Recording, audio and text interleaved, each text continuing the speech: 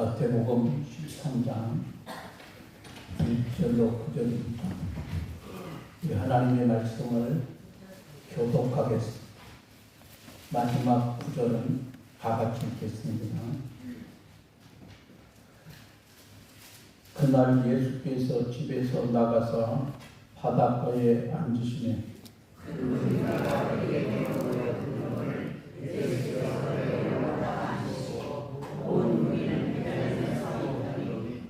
예수께서 비유로 여러 가지를 그들에게 말씀하여 이르시되 씨를 뿌리는 자가 뿌리러 나가서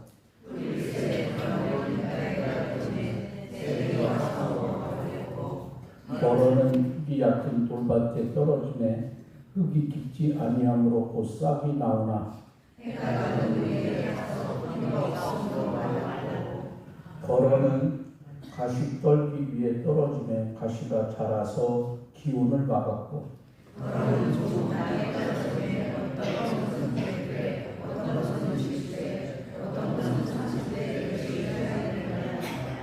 귀 있는 자는 들으라 하시니라. 아멘. 오늘 우리가 읽은 말씀은 너무나 잘 아는 말씀입니다. 마태복음 13장에는 여러 가지 비유들이 나옵니다. 그 가운데 가장 먼저 하신 말씀을 오늘 우리는 읽었습니다. 이 비유의 말씀을 하신 후에 예수님께서는 여전히 비유의 뜻을 깨닫지 못한 제자들에게 그 비유가 뜻하는 바를 해석해 주시기도 하였습니다. 그것은 19절 이하에 기록이 되어 있지요. 오늘 본문의 이야기는 이렇게 시작이 됩니다. 씨를 뿌리는 자가 뿌리러 나가서, 여기서 씨를 뿌리는 자는 일반적으로 농부를 뜻합니다. 농부가 씨를 뿌리러 나가서 씨를 뿌리는데 어떤 씨는 길가에 떨어지고 어떤 씨는 흙이 얕은 돌밭에 떨어지고 어떤 씨는 가시떨기에 떨어졌습니다. 그리고 일부만 좋은 땅에 떨어졌습니다. 우리는 이 말씀을 읽으면서 오늘 우리 시대의 시각으로 보면 이해가 되지 않는 부분이 많이 있습니다. 왜 농부는 좋은 땅에만 씨를 뿌리지 나지도 않고 열매도 맺지 못할 땅에 씨를 뿌렸을까 하는 거죠. 오늘날 우리나라에서는 논과 밭이 분명하게 경계가 되어 있습니다. 그리고 논두렁을 만들어 물을 받아 벼씨를 뿌리고 모를 심어 쌀을 수확하고 밭두렁을 만들어 자기가 농사짓는 곳이라고 하는 표시를 하고 그곳에다가 농작물을 심어 거두기도 합니다. 오늘 우리의 관점에서 보면 길가나 돌밭이나 가시떨기에 씨를 뿌린다고 하는 것이 쉽게 여러분 이해가 되지 않습니다. 그러나 2000년 전에 이스라엘 땅에는 오늘 우리 시대와 같이 농사를 짓는 곳에 명확한 구분이 되어 있지 않는 땅이 굉장히 많았습니다. 특별히 많은 땅에 농사를 짓지 않고 작은 땅에 농사를 져야 하는 가난한 농부들은 더욱 그랬습니다. 그래서 빈터만 있으면 어디든지 씨를 뿌려야 했습니다. 당시 예수님의 말씀을 듣는 사람들은 그런 상황을 잘 알고 있기에 예수님께서 씨 뿌리는 자의 비유를 말씀하실 때 그렇지 고개를 끄덕이면서 예수님의 말씀을 듣습니다. 만일 농부가 열매도 맺지 않는 땅임을 알면서도 그곳에 씨를 뿌렸다고 예수님께서 말씀하셨다면 사람들은 예수님의 말씀을 들을 때 에이 그렇게 어리석은 사람이 어디 있어? 라고 생각하고 그 비유의 뜻을 이해하기도 전에 거부하는 것도 보였을 겁니다. 그런데 그 말씀을 들을 때 사람들이 귀를 기울여 들은 것은 그렇게 씨를 뿌려 농사를 짓는 농부들이 당시에는 많았기 때문입니다. 오늘은 씨가 뿌려진 그 4개의 밭 중에 길가에 떨어진 씨에 대해서 우리들이 말씀을 같이 나눕니다. 오늘 사절은 이렇게 말씀합니다. 뿌릴새 더러는 길가에 떨어짐에 새들이 와서 먹어버렸고, 여기에 씨를 뿌렸다는 것은 하나님의 말씀이 뿌려졌다는 것을 말합니다. 마가복음에서는 그 의미를 분명하게 밝히고 있습니다. 뿌리는 자는 말씀을 뿌리는 것이다. 사람들의 마음에 하나님의 말씀이 뿌려졌습니다. 하나님의 말씀이 전파되었습니다. 그런데 길가에 뿌려진 씨앗은 새들이 와서 먹어버렸습니다. 그래서 말씀이 남아있지 않습니다. 여러분 19절 이하를 보세요. 예수님께서는 그 말씀을 19절에서 이렇게 해석해 주십니다. 여러분 19절 말씀을 읽겠습니다. 아무나 천국 말씀을 듣고 깨닫지 못할 때는 악한 자가 와서 그 마음에 뿌려진 것을 빼앗나니 이는 곧 길가에 뿌려진 자예요. 말씀을 들었어요. 말씀의 씨가 뿌려지긴 뿌려졌습니다. 그런데 그 말씀을 깨닫지 못합니다. 깨닫지 못한 말씀은 악한 자가 와서 빼앗아가 버렸습니다. 여러분, 그것은 무엇을 말하는 것일까요? 뿌려진 새 씨앗을 새들이 와서 먹어버렸습니다. 여러분, 천국 복음의 말씀을 듣긴 들었지만은 깨닫지 못하여 악한 자가 와서 그 말씀을 빼앗아가 버립니다. 그래서 말씀의 씨앗이 하나도 남아있지 않아 결국 아무런 열매도 맺을 수가 없습니다. 예수님께서는 당시에 의술로 고칠 수 없는 병을 고치셨고 귀신들을 제압하시며 귀신들을 내쫓아 주셨습니다.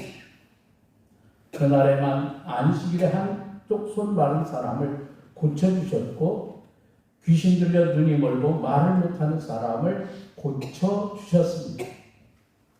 예수님께서 하나님의 아들이라고 아들 메시아라는 증거는 차고 넘쳤습니다.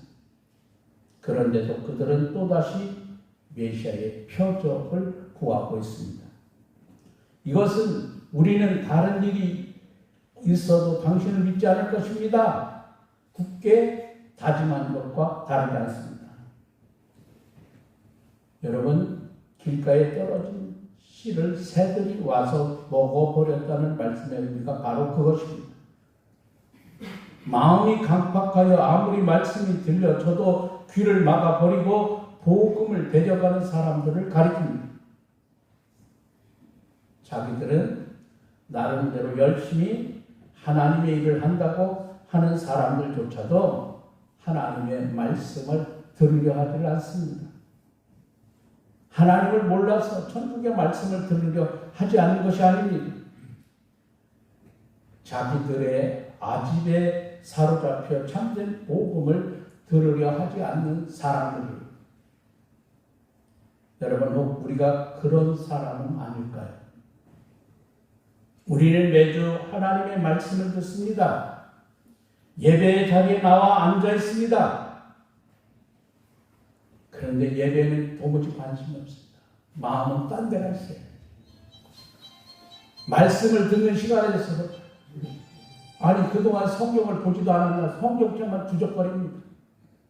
고개를 숙이고 말씀을 들으려 하지 않습니다. 그건 진정한 예배가 아니에요. 여러분이 이 자리에 앉아있다고 예배를 드리는 겁니까? 착각하지 마세요. 마음은 빨갛게 갔는데 하나님의 말씀 나와 상관이 없어요. 그건 예배가 아니에요.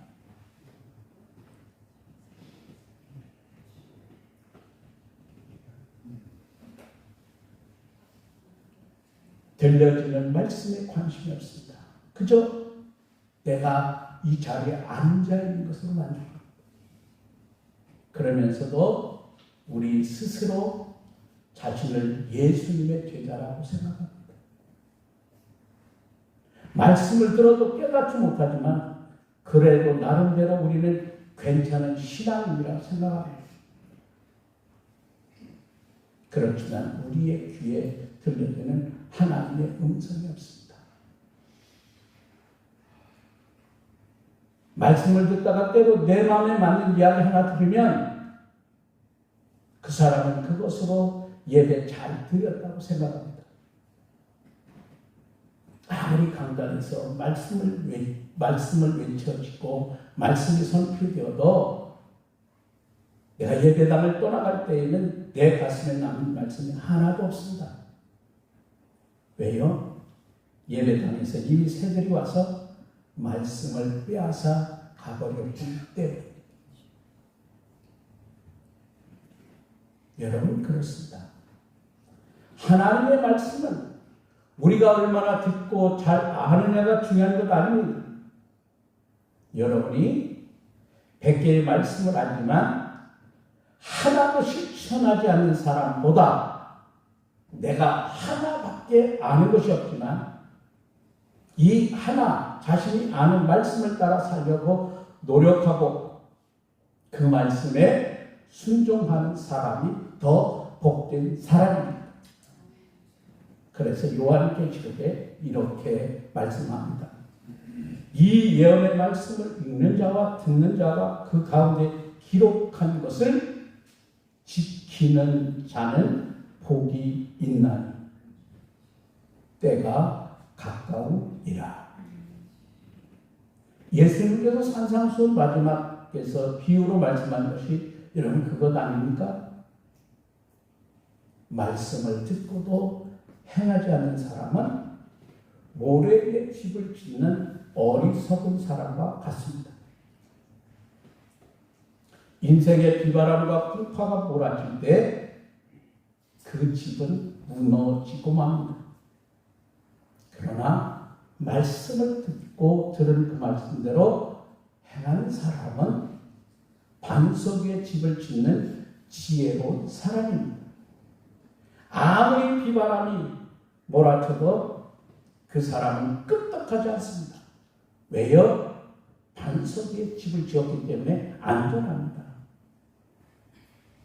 여러분, 꼭 우리가 말씀을 듣긴 듣지만 깨닫지 못하여 새들에게 빼앗겨버리는 어리석은 신앙으로 살고 있는 것은 아닌지 우리를 깊이 뒤돌아 보아야 합니다.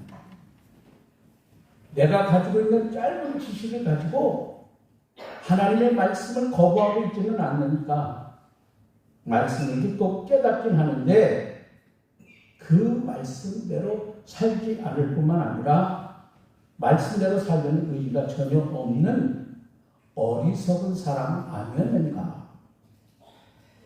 그런 사람에게는 결코 열매가 맺어지지를 않습니다.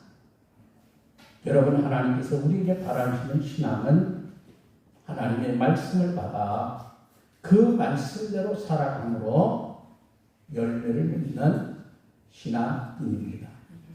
여러분이 하나님의 말씀을 듣고 여러분 모두가 아름다운 신앙의 열매를 맺기를 주의 이름으로 축복합니다. 기도하겠습니다.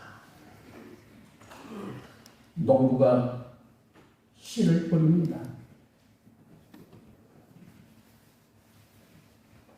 더러는 길가에 떨어지는 새들이 와서 먹어버렸고 더러는 흙이 얕은 돌밭에 떨어지네 흙이 깊지 아니하므로 해가 그 등에 타서 뿌리가 없으므로 말랐고 때로는 가시떨 위에 떨어짐에 가시 기운이 막았고, 때로는 좋은 땅에 떨어짐에 이 열매는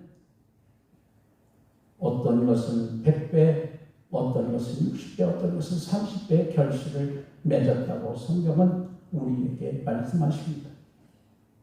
날마다 우리는 하나님의 말씀을 듣습니다.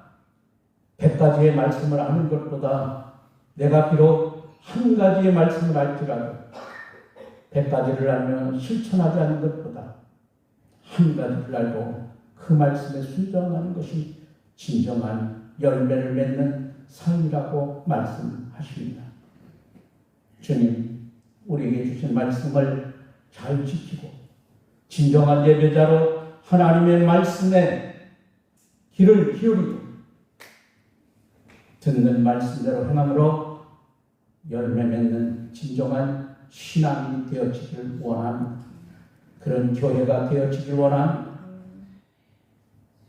하나님 영광을 받아 주시옵소서. 우리 모두가 진정한 열매 맺는 귀한 신앙이 되어지게 하옵소서. 우리를 사랑하신 예수님의 이름으로 기도합니다. 아멘.